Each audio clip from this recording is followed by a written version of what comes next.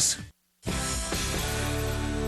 16 minutes after the top of the hour, with the nation's debt now $15 trillion and counting, new congressional records show that members of both the House and the Senate are still trying to pack their bills with pork, those pet projects for their home communities. They're asking for millions of dollars in earmarks for their constituents. Well, this comes despite the fact that they agreed to a 2-year moratorium on the practice just last year.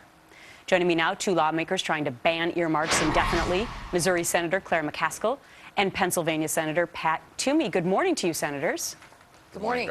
I have to say, I'm going to be optimistic again about the fact that there's a bipartisan effort here. I thought after the super committee that maybe we would never see Republicans and Democrats coming back for anything. But Senator McCaskill, the two of you are together to do what?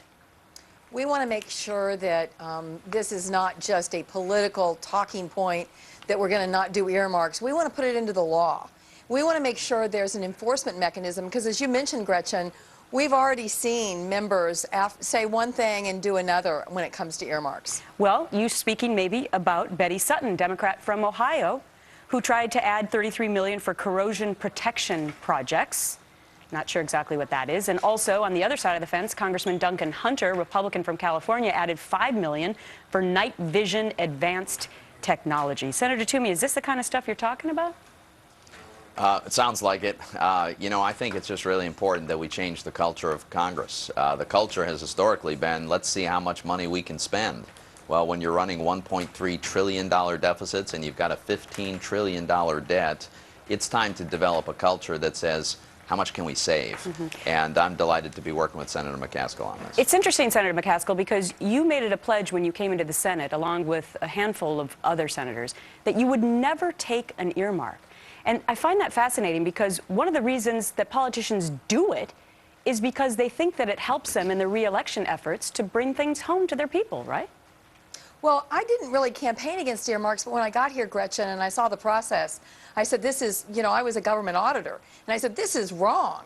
I am not going to play this game where you go in the back room and sprinkle fairy dust and all of a sudden you get all this money for your district. And it's not done fairly, it's not done transparently, it's not done on merit. And people told me I'd be politically dead if I didn't take earmarks. And I said, you know, I have a feeling Missourians will appreciate this attitude more than they appreciate the pork. Very interesting. Senator Toomey, the critics will say that only 1% of discretionary spending turns up in earmarks, so it really doesn't make that big of a difference against our $15 trillion debt. Your response?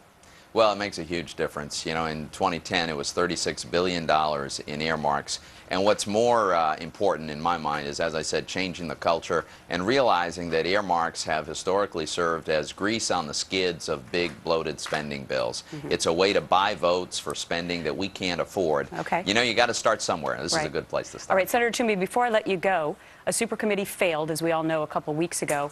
But now the Republicans on that super committee were getting together again yesterday and the day before. What can you tell us? Well, we got together to say a big thank you to our staff that worked really, really hard and That was tried it? their very best.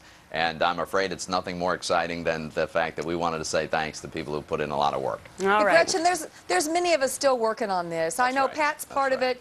We are working in a bipartisan way. We know we need to go big and look at our debt structure, and many of us are working at it every single day. All right. Well, that's good to hear. And I started out by saying bipartisanship may be alive again with the two of you working on this. Maybe we can tackle the debt together as well. Senators, have a great day. Thank you. Thanks for Merry having us. Christmas. Merry Christmas to you.